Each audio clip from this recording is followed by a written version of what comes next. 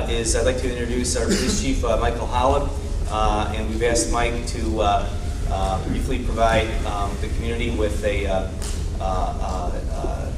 quick summary of the circumstances of the accident, and then anything else that would be appropriate for the community to know, because there is some differences of what's been reported in the media and the like. So we'd like to get that clarified.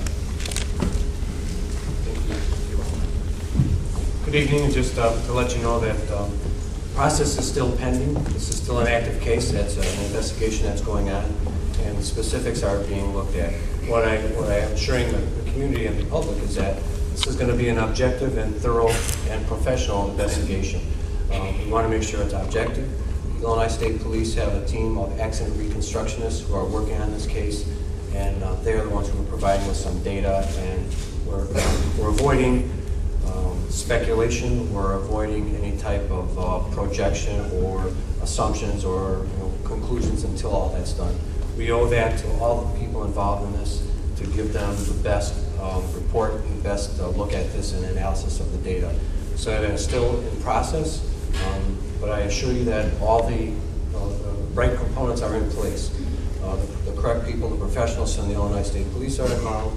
Our Cook County State's Attorney's Office has been involved with us from the beginning, and we're not going to make a rush to judgment, nor are we going to comment out of school before it's done. It's our best effort right now is to prevent speculation or a rush to judgment, and to give a very objective, thorough, professional report. So, having said that, that's about all I really want to say about the auto accident itself. But you've heard from the village manager about things that have been talked about for quite some time about 47th Street, because the board and he and I in particular talked quite a bit about all of the corridors.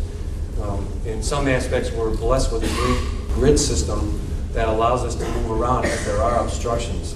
That also tends to be a curse for us. It's an enforcement nightmare for the police department, because every time we go one place, somebody else, it's a cat and mouse game in some cases for us.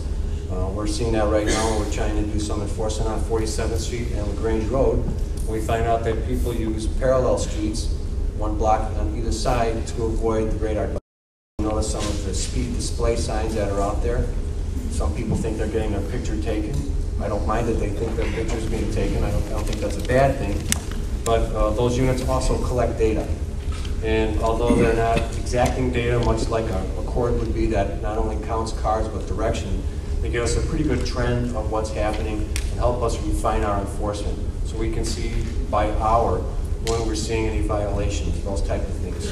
So they're good for us to review, and they're portable enough so that we can move them around. That's a traffic calming measure. We're stuck with the streets as they are built right now, so then the challenge for me becomes working with my staff on the police department to figure out how to best regulate or control that traffic. One of the other strategies we've done is, I don't want to say we're skirting the circuit court, but we've been frustrated with circuit court tickets. Not finger pointing at anybody, but speeding violations. If you bring a ticket of 10 or under, 12 or under, it doesn't even make a court appearance. It's purged out of the system quicker than we can bring it in there. So we've gone to a system where we do more of a local ticket, a local enforcement that, again, we're not skirting the court system, but we've done one that's more, it serves us better in the village of LaGrange. We write those citations ourselves. What we've seen is the number of citations go down, not because we're not enforcing them as much, but because we're getting more compliance. We have a better tracking on those as well. And as a courtesy to the motorists, it keeps off of their driving record. Court systems are overcrowded with cases, and circuit court judges will purge those things out pretty darn quick. That isn't to say we don't write those, especially if there's accompanying tickets in the case of a suspended driver or something along those lines. So we're using all these techniques to try and better control the things that happen in our village, while we're still stuck with the geography or the physical characteristics of what those roads are. Traffic calming measures are something we're doing, and our presence is there. But just by way of example, I'll occasionally get a call and say, send 3 or 4 of your officers over here and you could make a fortune. You could fund the village budget by, 2 hours over here. 3 or 4 cars is our entire patrol shift. That's just not a reality that we can do. So what we're trying to do in beefing that up is where we can't provide a sustained presence in some of these locations. Several years ago, you may recall, we initiated a part-time police officer program. These are officers that are fully sworn, full arrest powers, that we hire back for specific areas, focused enforcement. A lot of them are pretty much aligned with what you might suspect, rush hour movements in the morning and rush hour movements in the evening, and also our activity in our very active central business district. They serve us well. They are part-time officers. They're fairly consistent, but they are what they are. They are part-time employees for us that work with us to present a more unified policing for the village. But as you might guess, in the morning, if there were an auto accident, for example, at an intersection, 2 officers might be tied up. That now reduces our patrol force to 2 officers.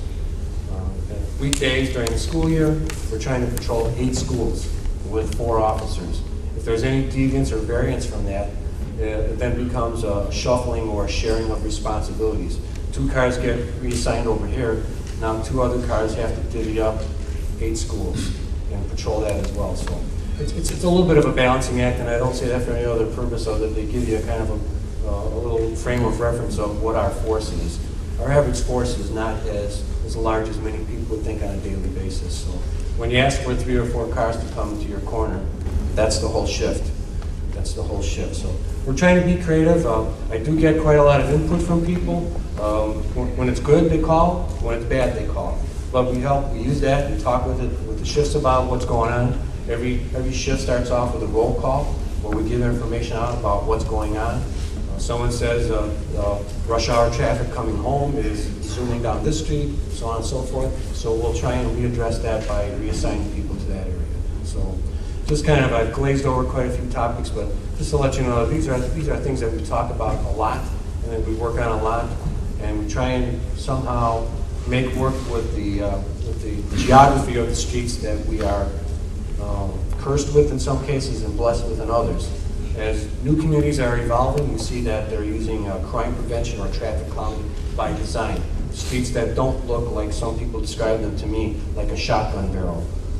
They're not straight true, and they have knuckles like we talked about.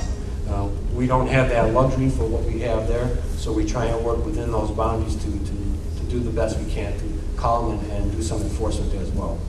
And I hope that addresses a few of the issues.